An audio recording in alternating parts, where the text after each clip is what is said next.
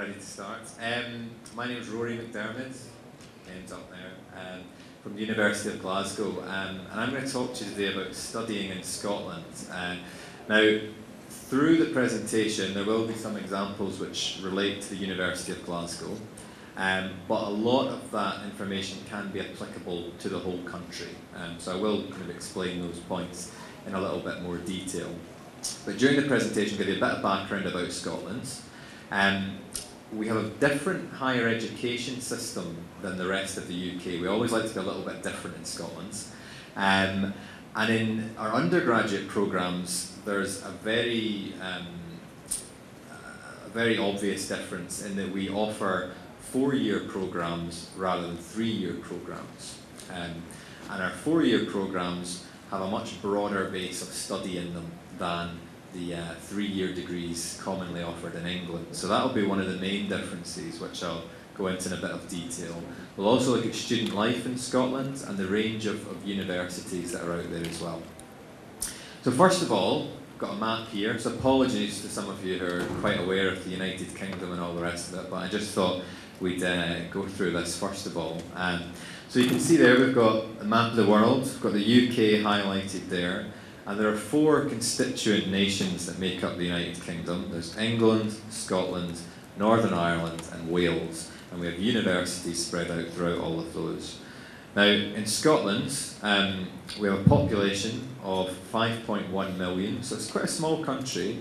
And we have 4 main cities in the country. We've got Glasgow, which is the biggest city. It's got a population of about 600,000, so it's the 3rd biggest city in the UK. We have Edinburgh, which is the capital city, just over on the east coast there. We have the cities of Dundee and Aberdeen, which go up to the north a bit. So you can straight away see that all of the main parts of the population of Scotland are all pretty much in and around the centre of the country. So this is why when you see videos about Scotland, you watch maybe Braveheart or something like that, you'll see that we have a lot of lochs, a lot of glens, a lot of hills, a lot of castles, a lot of countryside. It's a very diverse country because most of the population is around the central belt, and we have left a lot of unspoiled countryside as well. So students coming to Scotland can have quite an urban experience, but within 30 minutes drive they can get right out to the country and look at some of the beautiful countryside that we have in Scotland. So it's a great place to live in. It's a very friendly country, although it's a small country. People are very keen to get to know you. There's always lots going on. But Scotland's also a great place to learn as well. Now, Scotland has been teaching higher education for over 500 years. So education's been compulsory in Scotland since 1496. By which point we already had 3 universities in Scotland. So we had the universities of St Andrews, Glasgow and Aberdeen already in operation by 1496.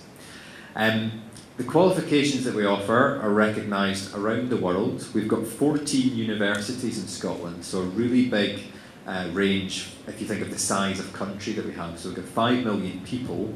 The student population's a small percentage of that, and we're trying to spread them across 14 universities. So for Scottish institutions, it's always been very important that we have a diverse student body. We want to welcome people from other cultures to Scotland, but also just for practicality, we don't have enough Scottish students to go into our own university, so we need to look outside of our own country for students. We've got a rigorous quality assurance in teaching and research, so if you look at league tables, if you look at research assessment exercises, you will see that Scottish universities really punch above their weight in terms of those ratings. And we've got good employment prospects for international students as well. So in Scotland for the last 5 or 6 years, there's been a scheme called the Post-Study Work Scheme, which allows students to remain in Scotland to look for a job, and if they find a job, they're given a 2-year extension to their visa to work in Scotland afterwards. So that's been very popular with international students as well. And Scotland's very compatible with other education systems. So the American higher education model was modelled on the Scottish system. In China, the universities that are developing there over the last few years are all looking at the Scottish system as a basis for that. And as I said at the start, our system is very much about having a depth and breadth of study.